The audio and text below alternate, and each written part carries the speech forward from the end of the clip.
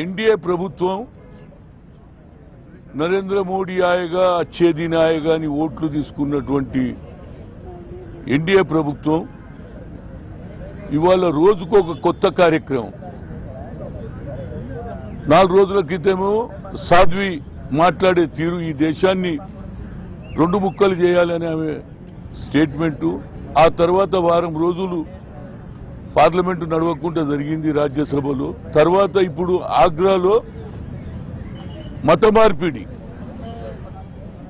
पुरकों की घर वापसी అంటే పూర్వకులు మళ్ళీ మన ఇంటికి వస్తున్నారు అనేది ఒక కొత్త స్లోగన్ ఆ స్లోగన్ ఏమిటంటే గతంలో ఉన్నట హిందువులు ముస్లింలు కలిసినట మళ్ళా ముస్లింలు ఇయాల హిందువులు కలుస్తున్నారని వినయ్ కటియార్ స్టేట్మెంట్ ఒక పక్క ఆర్ఎస్ఎస్ ఇంకో పక్క బజరంగ్ దళ్ ఇంకోటి హిందూ సమాజ్ అనే ఒక ఆర్గనైజేషన్ వీళ్ళు పేద ముస్లింలకు ఎవరైతే వెస్ట్ బెంగాల్ నుంచి ఎవరైతే బీహార్ నుంచి కడుపుకు 2 పూటల అన్నం దొరకలేక ఏది ఆగ్రా అటువంటి ప్రాంతంలో వస్తే టూరిస్టులు ఎక్కువ వస్తారు ఆ ప్రాంతంలో రోజు రోటి తినొచ్చు అనేది వచ్చినటువంటి పేద ముస్లింల దగ్గరికి పోయి 300 పైగా చిల్లరగా ముస్లింలను డబ్బుల ఆశ చూయించి ఆధార్ కార్డు చెప్పి ఇండ్లు ఇస్తామని చెప్పి ముస్లింలను తీసుకొచ్చి ఈనాడు హిందువులు కలపడానికి వాళ్ళు ప్రయత్నం చేస్తున్నారు దానికి ఏమంటున్నారంటే వాళ్ళంతా వాళ్ళే కలుస్తారు ఎవరు కలుస్తలేరు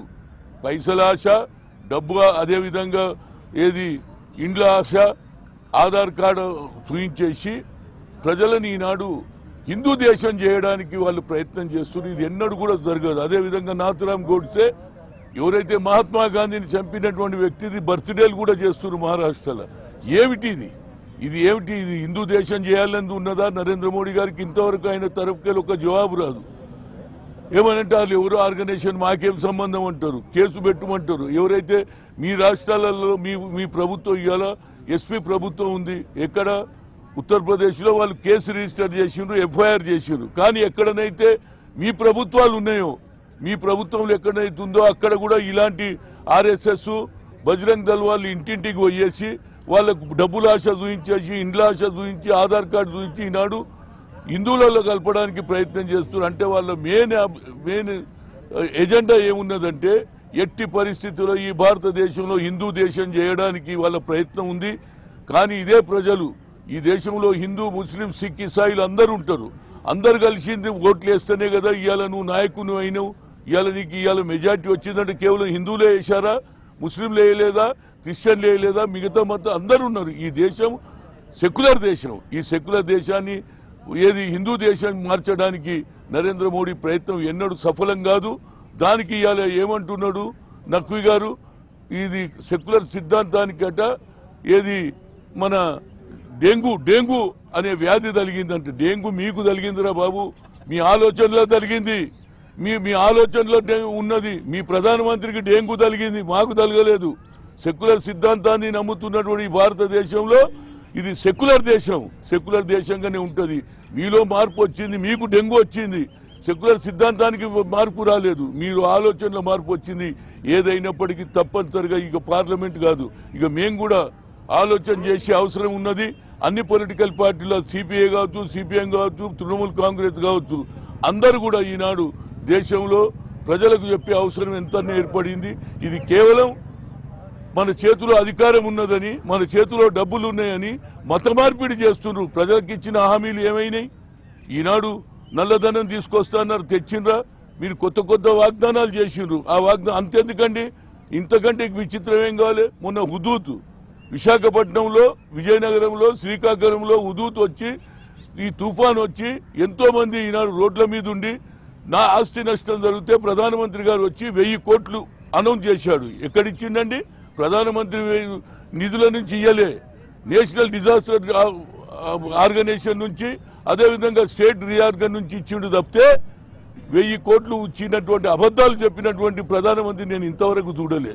చూస్తే ఇవాళ రిప్లైలో నేను అడిగిన దాని రిప్లైలో క్లియర్గా కనిపించింది ఆయన 1000 కోట్లు ప్రధానమంత్రి రిలీఫ్కి వెళ్ళి ఇయ్యలే ఇవాళ ఆయన చైర్మన్ అట నేషనల్ డిజాస్టర్ అందులోకెళ్ళి ఇస్తాడు అందులోకెళ్ళి ఇచ్చింది లెక్క కాదు కదా ప్రధానమంత్రి నిధిలో నుంచి ఇస్తేనే నిజంగా తెలుగు వాళ్లకు ఆంధ్రలో ఉన్నటువంటి ప్రజలకు న్యాయం జరుగుతుంది తప్పితే మాయమాటలు చెప్పి వచ్చేసి ఏదో నేను సాధించినట్టు చెప్తుండు. దీనికి చంద్రబాబు కూడా అడిగే బాధ్యత ఉన్నది. చంద్రబాబు ఎందుకు అడుగుతలేడు? ఏమయ్యా నువ్వు ప్రధానమంత్రి నిధుల నుంచి ఇచ్చినావు, ఏమైంది నిధులు అని అడుగుతలేడు. వేరే ఆర్గనైజేషన్ ఇచ్చేసి అది మళ్ళీ వాపస్ ఇస్తారట. అసలు ప్రధానమంత్రి నిధుల నుంచి రాకుండా అబద్ధాలు చెప్పినటువంటి ప్రధానమంత్రి నేను ఇక్కడనే చూసిన. దాంతోపాటు ఈ మత మార్పిడిని తప్పనిసరిగా నిరోధించే బాధ్యత ప్రతి పౌరునిపై ఉంది. ఇది సెక్యులర్ దేశం. ఈనాడు ఎవరు కూడా స్వేరింగ్ తీసుకునేటప్పుడు ఈ దేశంలో ఉన్న సెక్యులర్ సిద్ధాంతాన్ని నమ్ముతున్నటువంటి ప్రెసిడెంట్ దగ్గర ఓటు తీసుకుంటారు. అలాంటి దాన్ని ఇవాళ మంట కలపడానికి హిందూ దేశం చేయడానికి ప్రయత్నం చేస్తున్నారు. అది ఎన్నడూ కూడా సఫలం కాదు. ప్రజలు తిరగబడే రోజు వస్తుంది అనేది నా ఉద్దేశం. సాక్షాత్ విదేశాంగ శాఖ మంత్రి భగవద్గీతను జాతీయ గ్రంథం చేయమని చెప్తుంది. ఏంటి భగవద్గీతను జాతీయ బుక్ చేయమని అడుగుతుంది కదా. భగవద్గీతను జాతీయ బుక్ చేయాలని చెప్తుంది. నేను చెప్తున్నా అందులో భాగమే. ఒకటి తర్వాత ఒకటి భగవద్గీతను కానీ ఇంకోటి అని రోజు దేనికి అన్ని దిశ కూడా ఎక్కడ కనిపిస్తుందంటే దిక్సూచి ఒకటే, హిందూ దేశం దిక్సూచి కనిపిస్తుంది. వీళ్ళ ఆలోచన అంతా ఈ దేశాన్ని హిందూ దేశంగా మార్చడానికి ప్రయత్నం చేస్తున్నారు. అందులో భాగమే నాథురామ్ గోడ్సే బర్త్డే. ఒక పక్కనే మహాత్మా గాంధీ పెద్ద నాయకుడు అని రోజు టీవీలో చూపిస్తాడు. ఆయన గురించి గాంధీ అడుగుజాడల్లో నడుస్తున్నాడు. కానీ గాంధీని చంపినటువంటి వ్యక్తికి కూడా ఈనాడు బర్త్డేలు చేస్తున్నంటే ఈ ప్రభుత్వం ఏమి చేస్తుంది? ఇది నిజంగా కూడా మహాత్మా గాంధీ మీద ప్రేమ ఉన్నదా లేకుంటే కపటి ప్రేమనా అనేది ఇప్పుడు తెలిసిపోతుంది. ఆ మహాత్మా గాంధీ ఈ దేశానికి ఈ స్వాతంత్రం తెచ్చినటువంటి నాయకుని చంపినటువంటి వ్యక్తి బర్త్డే చేయడం అంటే ఇంతకంటే నీచ కార్యక్రమం ఇంకేది లేదనేది నా ఉద్దేశం. రైట్.